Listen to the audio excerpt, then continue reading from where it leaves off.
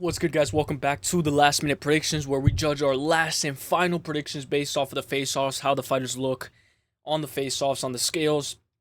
And what makes everything so much easier is that everybody made weight. All 24 athletes scheduled to compete Saturday successfully made weight on their first attempt. The official UFC 313 weigh-in results are official. Let's go. So without further ado, guys, thank you guys for being here. If you guys can already, drop a like. That's the last thing. That's the one thing that I asked for. The only thing that I asked for. Thank you guys for being here. Let's break down the full card last minute predictions for UFC 313. An amazing pay-per-view we have ahead of us. So let's go. Without further ado, Ozzy Diaz was a plus 150 earlier in the week versus Djorden Santos, minus 175. We know Ozzy Diaz is coming off of a little bit of a skid, and those being by knockout losses.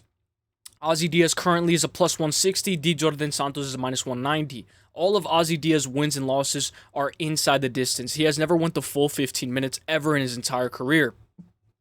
Ozzy Diaz, former LFA champ, a slugger, pretty good striker. His grappling isn't the best, but it works for him. He's great in the clinch, but he gets hit way too much, and he has a chin made of glass, in my opinion. He made his UFC debut at light heavyweight against Mingyang Zhang, who we know is fighting Anthony Smith now. Now he's matched up against Djorden Santos. Santos is alright. He's not a specialist, but he's very well-rounded. Ozzy Diaz never going the full 15 minutes could give us a sign maybe this fight turns into a brawl and ends inside the distance. We're going to go over the props. Djorden Santos is going to be my pick for the win. I think he should be able to win this fight. And I'm going to go by maybe KO on points. Djorden Santos by KO plus 280. Santos by sub plus 440. Santos by decision plus 280. So it seems like the bookies have KO or decision at the same price tag. It means anything can happen in this fight. I know a lot of people are picking Ozzy Diaz to win this fight, but in my opinion, I think this is Djorden Santos' fight to win. Ozzy Diaz by KO plus 380. Ozzy by sub plus 1,800. Ozzy Diaz by decision plus 490. Over 2.5 plus 120. Under 2.5 minus 152. Fight ends by points plus 130. Fight ends by KO plus 120. Fight ends by sub plus 350. Djorden Santos by KO on points minus 110. I like that. Djorden Santos by submission on points plus 125. I don't really think it's possible. Ozzy Diaz by KO on points plus 175. And Ozzy Diaz by submission on points is going to be an option as well. But in my opinion, if we're going anybody, I think Djorden Santos to win this fight by KO or on points is the way. I'm just going to double check just to make sure that I have the Ozzy Diaz by submission on points correct. So, Ozzy Diaz to win by submission or on points is a plus 380. So, if I'm going to take anything, give me Djorden Santos by KO on points at a minus 110. Give me that this fight ends by points at a plus 130. Give me the under 2.5 at a minus 152. And give me Djorden Santos by KO at a plus 280. I think he should be able to win this fight. It's going to be a tough fight, and it's a banger way to open up this pay-per-view, so let's go. Next fight on the card, let's go, let's go. Now, we know this fight was recently additionally added. It wasn't supposed to be on this card. So, obviously, I'm just going to play this, trying to avoid copyright just so we can get a little bit. Yep, there we go. Chris Gutierrez versus John Castañeda. Chris Gutierrez minus 114. John Castañeda minus 106. It's been a pick'em all week. John Castañeda was scheduled to fight against Gene Masamoto, but that switched up, and he is now matched up against a versatile striker with fast kicks and a good knee up the center and an amazing counter-striking ability. John Castañeda is 21-7, coming off of that decision loss to Daniel Marcos. It was a very competitive fight.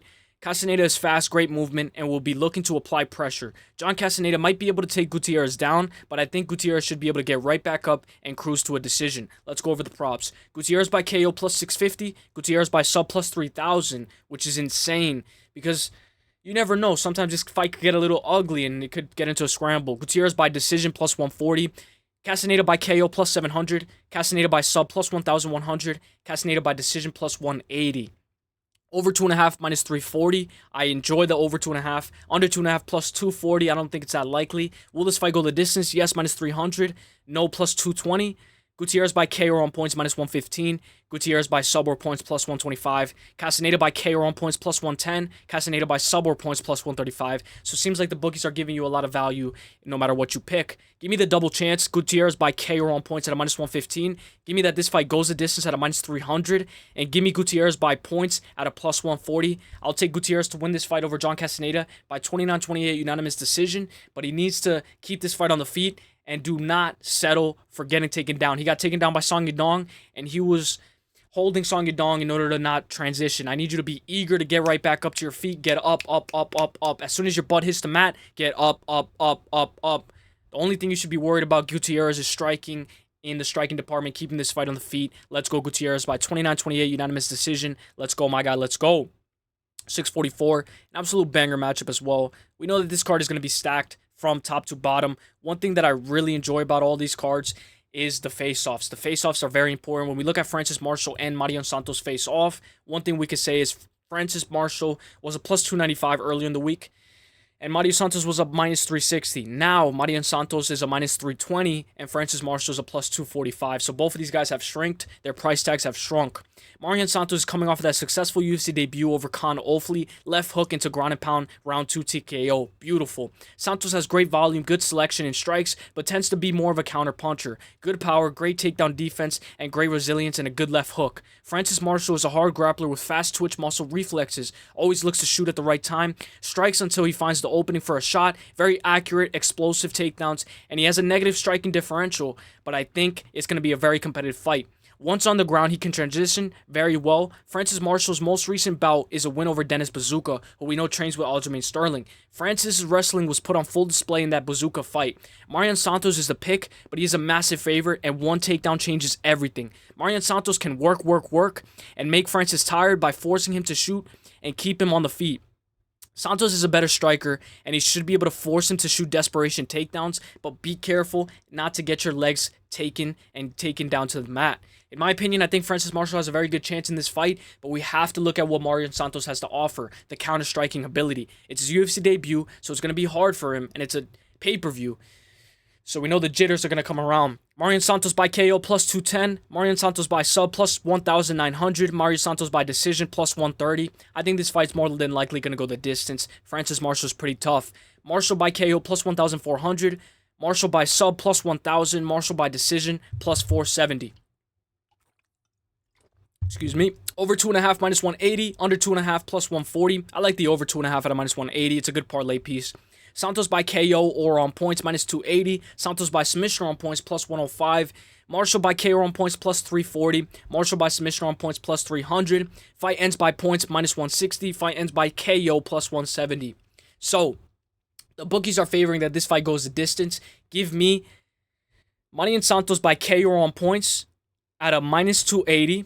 I'll take the over 2.5 at a minus 180, and I'll take Santos by decision at a plus 130, and I'll take that this fight ends by points at a minus 160. I think Mairon Santos should be able to win this fight by unanimous decision after getting taken down repetitively in the first round and taking over the second and third. Give me Mairon Santos to win this fight, and I think he should be able to win this fight clearly. Let's go, Mairon Santos, for the win. Let's go.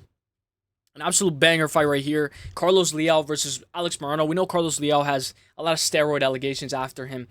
Make what you want with that. Take it with a grain of salt. Excuse me. So, Alex Morono was a plus 425. Carlos Leal minus 600. Now, Alex Morono is a plus 490. Carlos Leal minus 750. One of the biggest favorites on the card.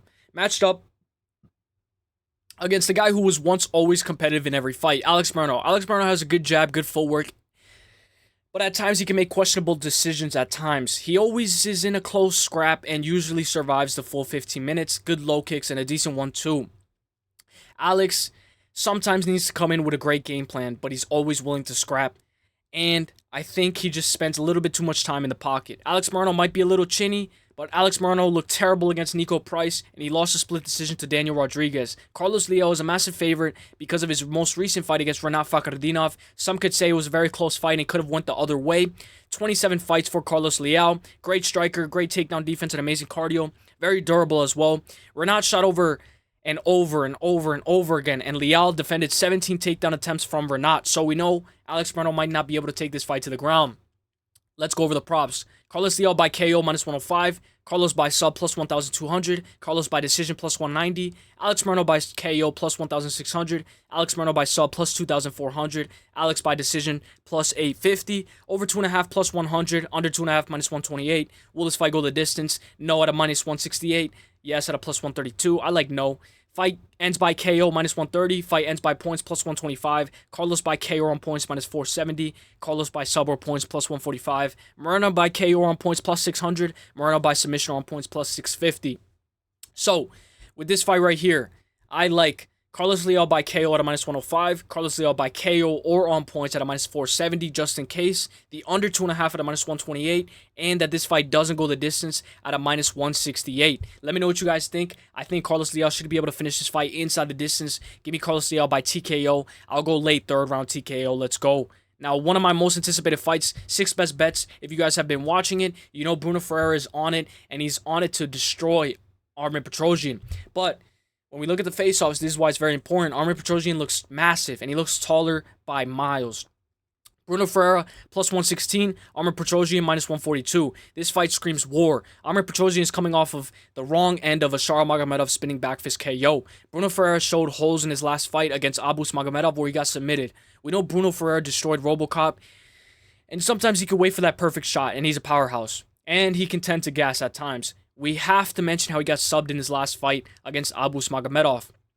Matched up against Armen Petrosyan, a very good kickboxing background, hangs out in the pocket a little bit more often than I would like him to, but he has very high volume, surprisingly very good striking defense. He doesn't normally get finished, and he's very defensively sound. I can't trust Brunno at times, but in this instance, I'm trusting Brunno to win this fight. Let's go over the props. Bruno Ferreira by KO plus 260. Bruno Ferreira by sub plus 750. Bruno Ferreira by decision plus 800. Armen Petrosyan by KO plus 210. Armen by sub plus 1900. Armen by decision plus 260.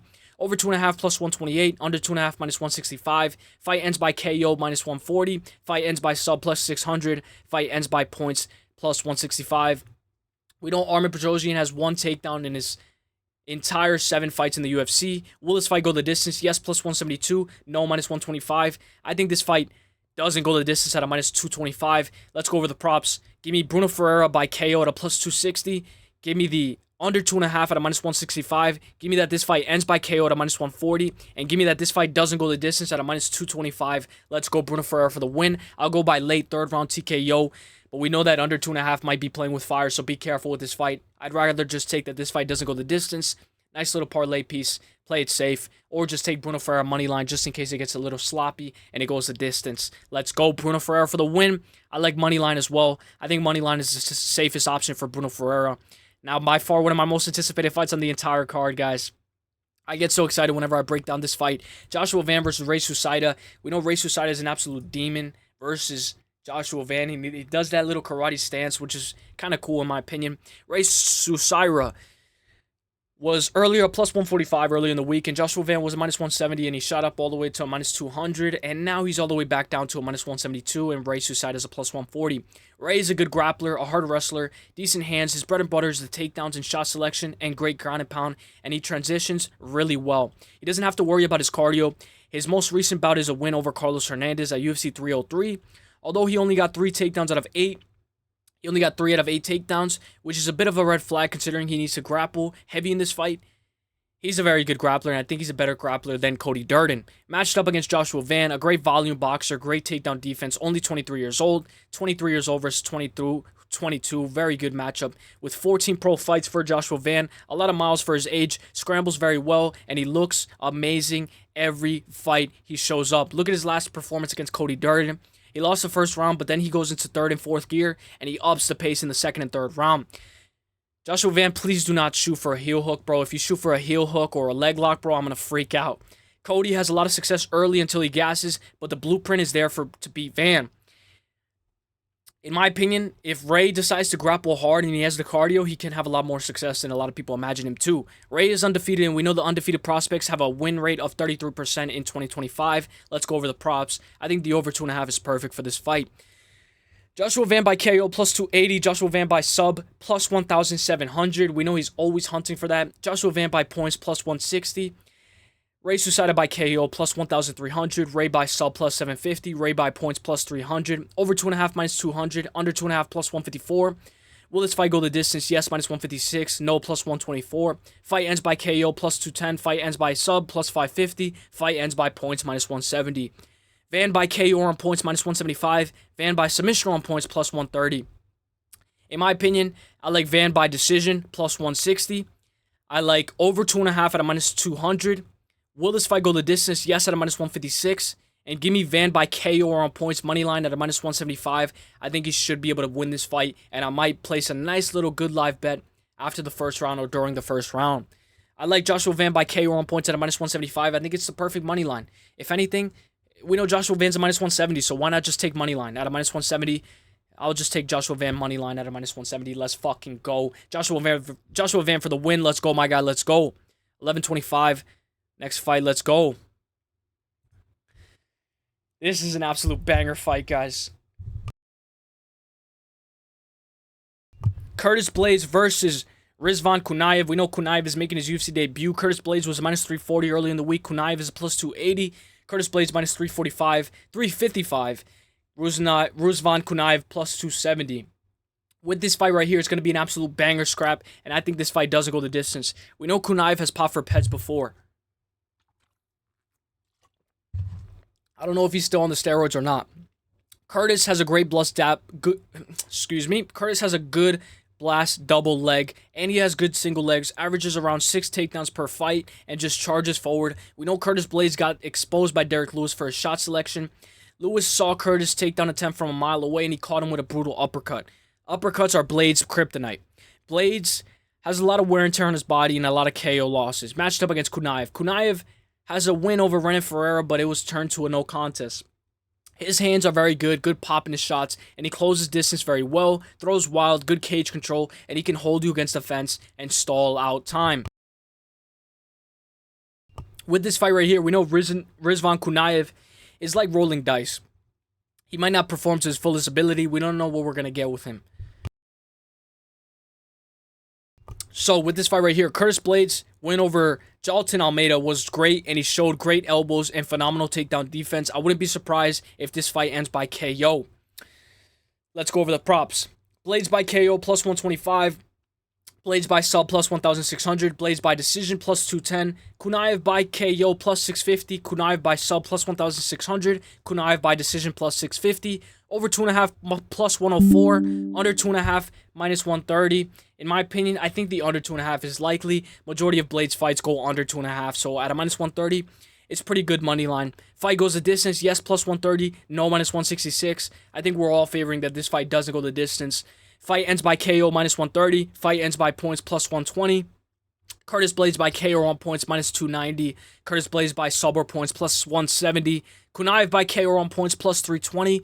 And Kuniev by sub or points plus 500. With this fight right here, I'm going to be taking Curtis Blaydes by KO to plus 125. I'll take Curtis Blaydes by KO on points at a minus 290. I'll take this fight ends by KO at a minus 130.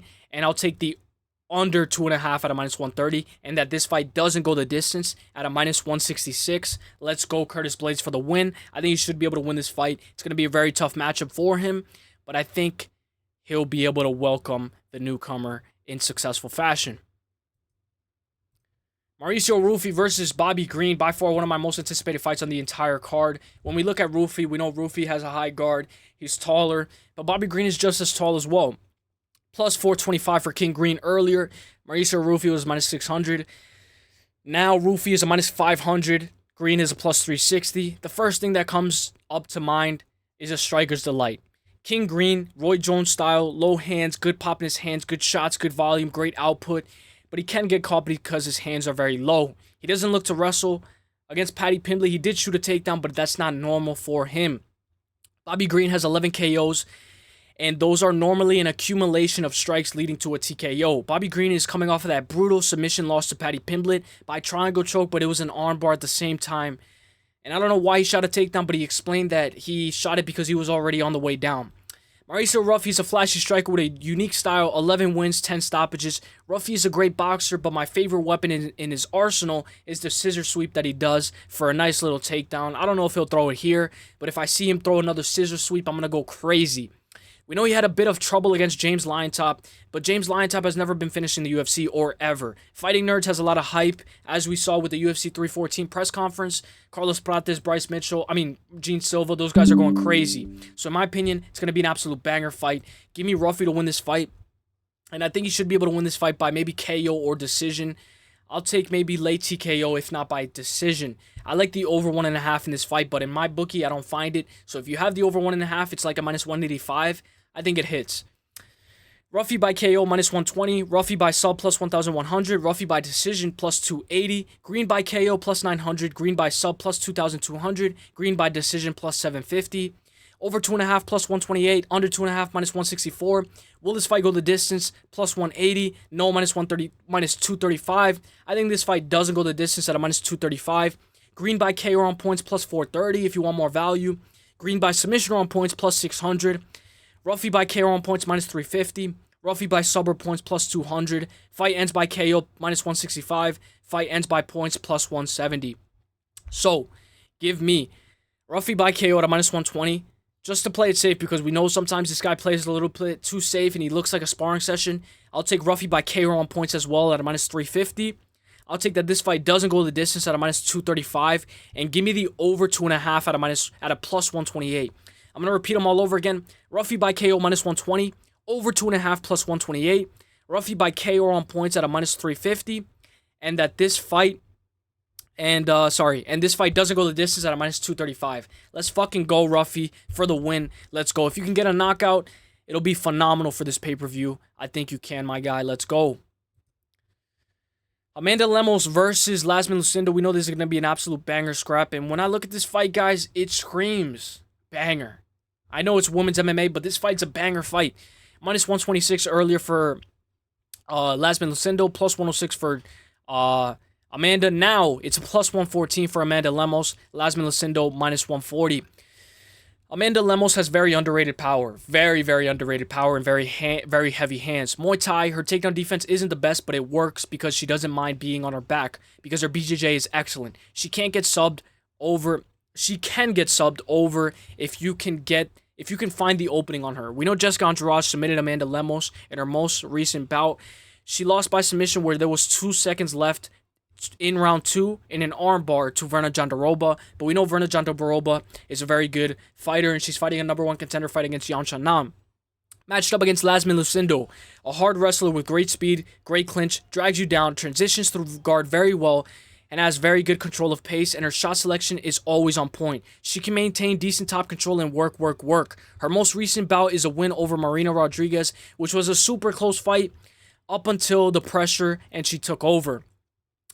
This fight might be a brawl. I think Amanda might get taken down, but she gets right back up. And her hands and her offense is going to be very, very tricky for Iasmin Lucindo. I like the plus 3.5 for Amanda Lemos. Excuse me. Let's go over the props. Iasmin by KO plus 1,400. Iasmin by sub plus 650. Iasmin by decision plus 140. Amanda Lemos by KO plus 600. Lemos by sub plus 800. Lemos by decision plus 250. Over 2.5 -270. Under 2.5 plus 200. Will this fight go the distance? Yes, -215. No, plus 160. Plus 162.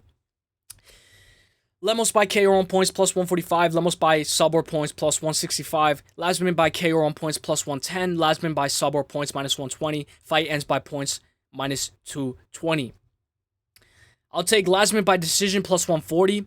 Over 2.5 at a -270. This fight goes the distance at a -215. And give me Iasmin by KO on points at a plus 110. And Iasmin by submission on points at a -120. Just in case she gets that submission. Let's go Iasmin Lucindo for the win. Let's go.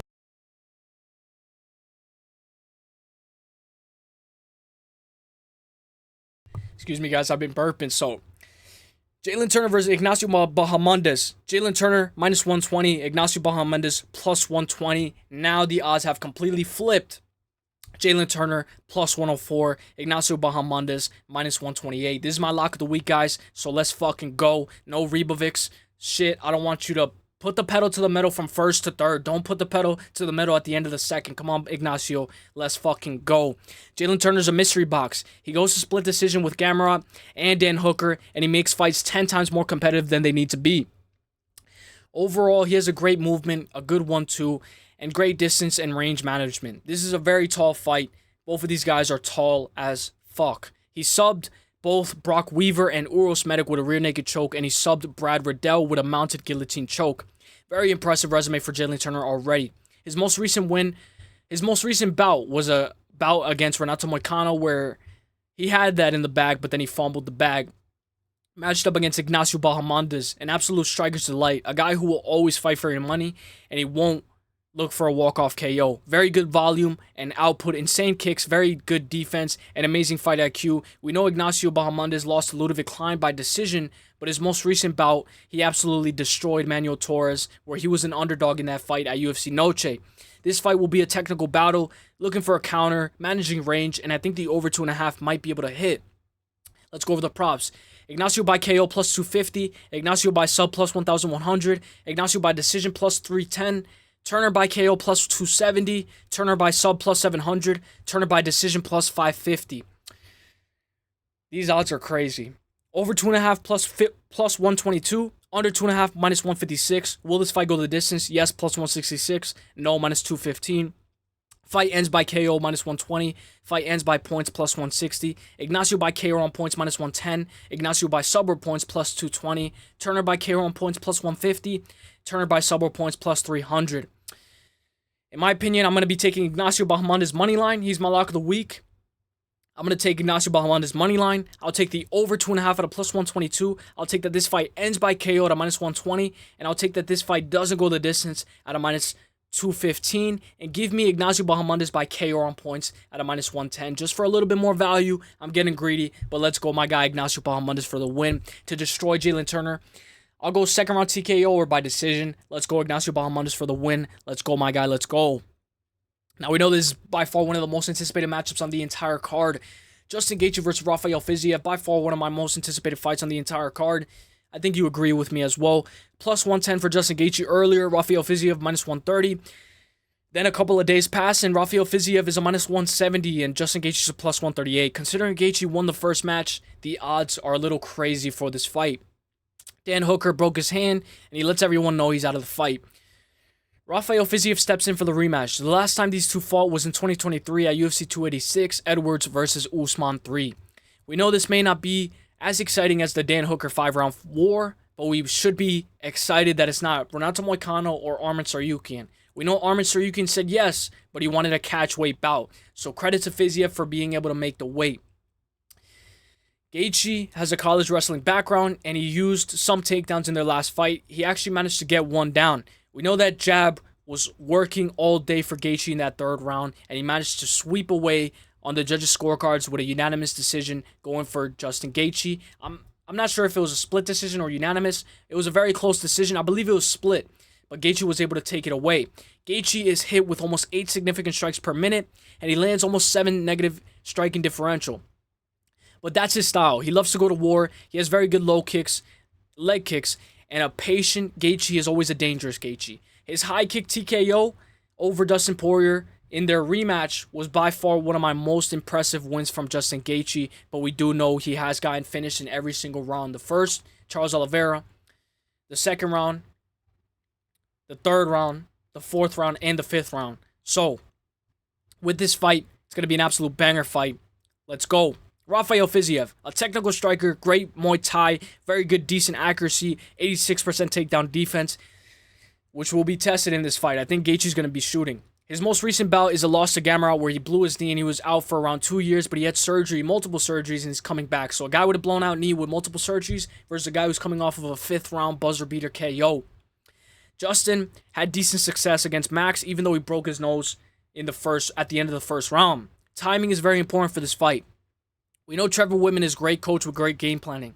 Fiziev is going to be looking to manage distance, land that body kick all day, and land kicks heavy. He needs to be aware of that uppercut because that uppercut for Gaethje was landing all day in that fight. Gaethje is very good at adjusting in between rounds. Not only is he very good at adjusting in between rounds, Trevor Whitman tells him, work that jab, work that nice low kick. I want a double leg now. Shoot a nice little double leg. And that coaching helps Gaethje take the fight away. I do think Trevor Whitman is going to be mastermind with this fight right here. I'm going to be taking Rafael Fiziev, but I want you guys to know that Gaethje is an absolute dog. You guys already know this, and Trevor Whitman is an absolute mastermind when he puts this guy in the cage. The way he's able to control him, the way he's able to tell him, the way he's able to see the openings.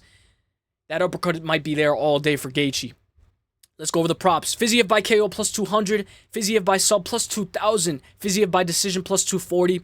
Justin Gaethje by KO plus 360. Gaethje by sub plus 2,900. Gaethje by decision plus 380.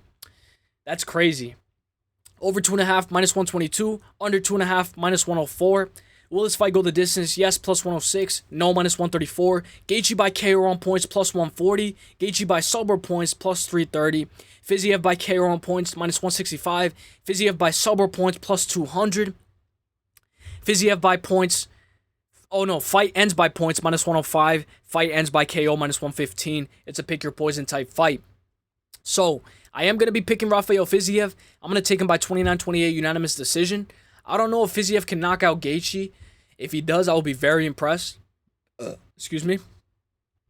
I'm going to go Fiziev by decision, but I do like Gaethje by decision. At a plus 380, if you're on team Gaethje, Gaethje by decision is very likely. Give me Fiziev by decision plus 240. Over 2.5 at a minus 122. We know that was one of my bonuses. And give me that this fight goes the distance at a plus 106. And I'll take Fiziev by KO on points at a minus 165. And I'll take fight ends by KO at a minus 115 just in case. So, fight ends by KO minus 115 just in case. Fight goes the distance at a plus 106. Over 2.5 at a minus 122.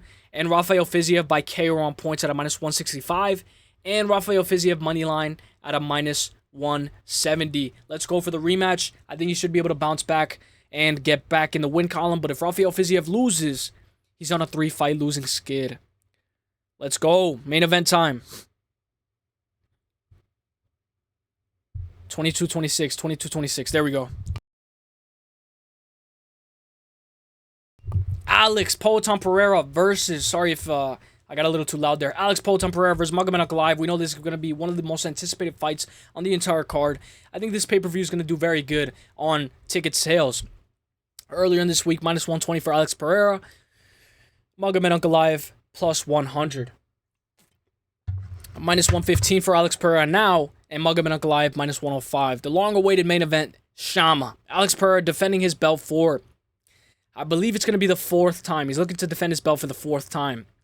We know Poatan turns a lot of strikers into wrestlers. He has a great left hook, very good low kicks, which you cannot see. They're very quick and snappy.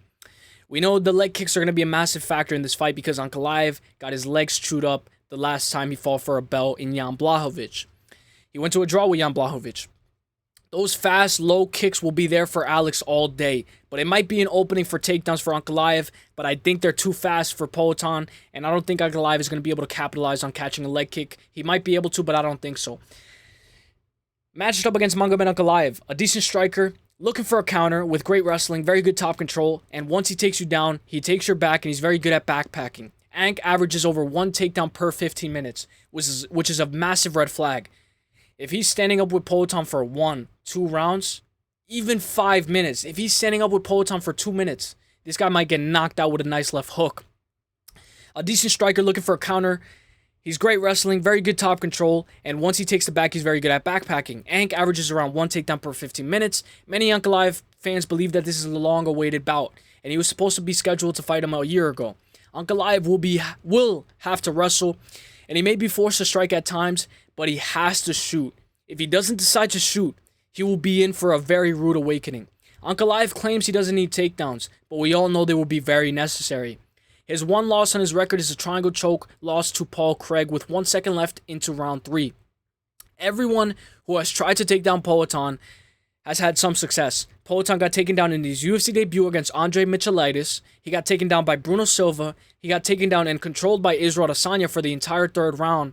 Yuri Prochazka was able to take him down, and Jan Blachowicz had the most success with wrestling Alex Pereira. Ankalaev is not the most entertaining fighter, and this fight might look a little lackluster, but I really do believe that this fight will be fireworks no matter who wins. We know this is one of Poatan's hardest tests.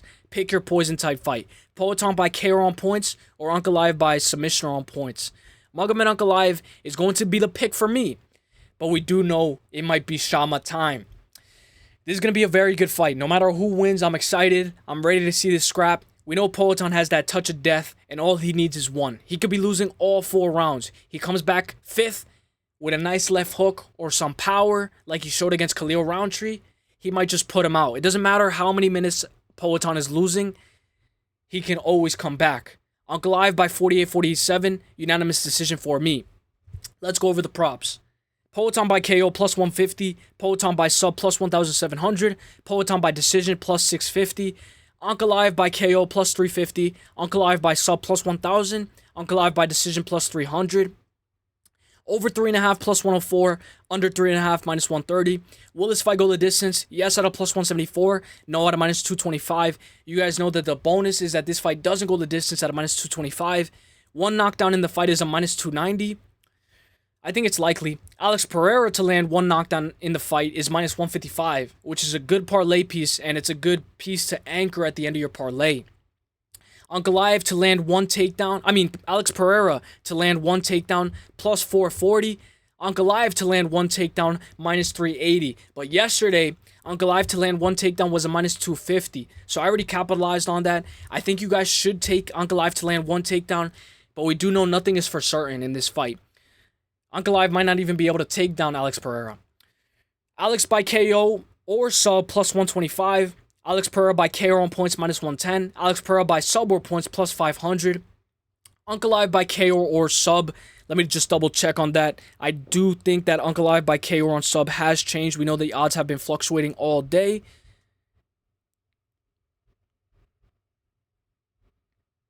Double chance. Ankalaev by... There we go. Ankalaev by KO or submission is a plus 240. Ankalaev by KO on points plus 115. Ankalaev by sub or points plus 210. Poatan by KO rounds 1, 2, or 3 plus 230. Poatan by KO rounds 3, 4, and 5 plus 470. Ankalaev to win by submission rounds 1, 2, or 3 plus 1,600. Ankalaev to win by submission rounds 3, 4, and 5 plus 2,300. So, if I'm on Team Pereira, this is what I'm going to do. I'm going to do Pereira by KO plus 150. I'm going to do Pereira by KO or on points at a minus 110. And I'm going to do Pereira to land one knockdown in this fight at a minus 155. And I'll take Pereira to win by KO rounds 1, 2, or 3 plus 230 if I'm on Team Pereira. I'm on Team Ankalaev, so this is what I'm going to do. I'm going to be taking Ankalaev to win by decision plus 300. Ankalaev to win by KO or on points plus 115. Ankalaev money line. Ankalaev by submission rounds 3, 4, and 5 plus 2,300.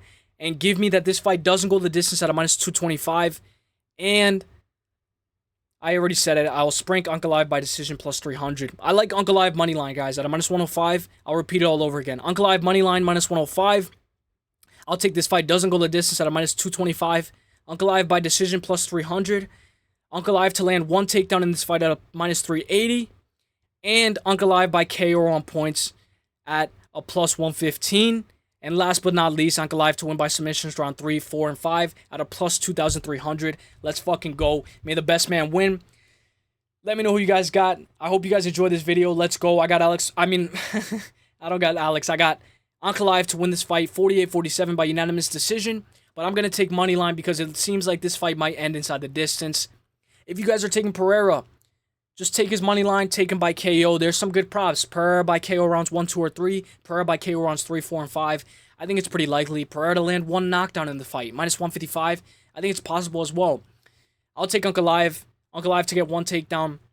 This fight doesn't go the distance, but I'm going to be taking Ankalaev by decision. 48-47. Let's fucking go. I hope you guys enjoyed this video. Let's go. May the best man win. Let's get it. Let's get it. Let's get it. Let's get it. Let's get it. Let me know your best props. Let me know if you guys like the lock of the week. And let me know if you guys are excited for this fight. What do you guys rate this card 1 through 10? Let's fucking go. I can't fucking wait no more. Let's get it. Peace. Hey, the best is blessed, baby. Hey.